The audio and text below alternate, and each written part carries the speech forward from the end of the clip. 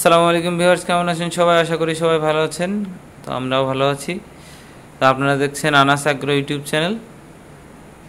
তো আজকে আমি আপনাদের জানাবো যে আমার খামারের যে হাঁসগুলি আছে তাদের আমি কি খাবার দিয়ে থাকি। এই যে দেখুন, তাদের জন্য আমি খাবার নিয়ে এসেছি।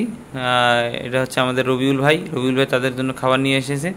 ছাগলগুলি অধীর আগ্রহে আছে, ওরা মনে করছে যে তাদের জন্য খাবার নিয়ে এসেছে। আসলে এগুলো তাদের জন্য নয়, এগুলি চীনা হাঁসের জন্য খাবার নিয়ে আসা হয়েছে। এই যে দেখুন আমার মেল হাঁসটি, এটি আমার খামারের প্রধান ব্রিডার। আর একটি আছে এর সাথে, দুইটি মেল হাঁস আছে আমার। এই যে দেখুন আমার ছাগলগুলি, মাশাআল্লাহ। আসলে তাদের জন্য খাবার নিয়ে আসেনি, রবিউল ভাই তাদের একটু লোভ দিচ্ছে, দেখ খাবি নাকি তোরা। যাই হোক, আমি সাধারণত চীনা হাঁসদের ভাতই দিয়ে থাকি। ভাত এবং সাথে যে স্টার্টার ফিডটা আছে ব্রয়লারের, এটা সামান্য মিক্সড করে থাকি। বেশিরভাগ সময় ভাতই দেওয়া হয়।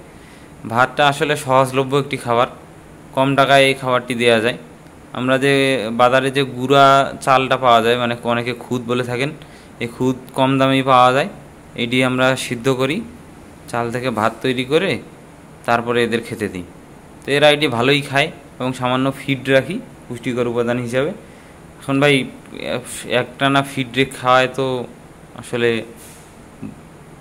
পোষায় না আর কি, অতিরিক্ত খরচ হয়ে যায়। তো কিছু ধান এর সাথে আপনারা কিছু ধান রাখতে পারেন, আমরা ধান কিনবো।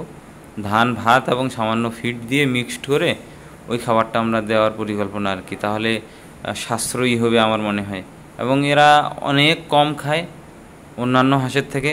বলতে গেলে একটা দেশি হাঁস যে পরিমাণ খাবার খায় তার প্রায় অর্ধেক খাবার খায় এরা, অর্ধেক খাবার খায়। আপনারা যারা এই হাঁস পালছেন তারা জানেন কী পরিমাণ চুপচাপ থাকে, খুবই কম খায়।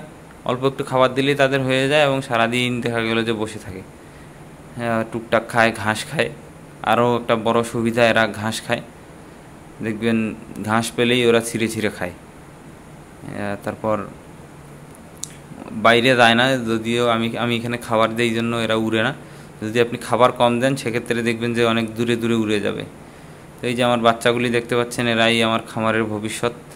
এদের নিয়ে বড় পরিকল্পনা আমার, যে এদের নিয়ে বড় একটা খামার করার ইচ্ছা, যে অনেক বাচ্চা উৎপাদন করব। তো এরা দেখুন ভাত কী পরিমাণ, ভাতের প্রতি ওদের রুচি, এরা খুবই ভালো খায় এই খাবারটি।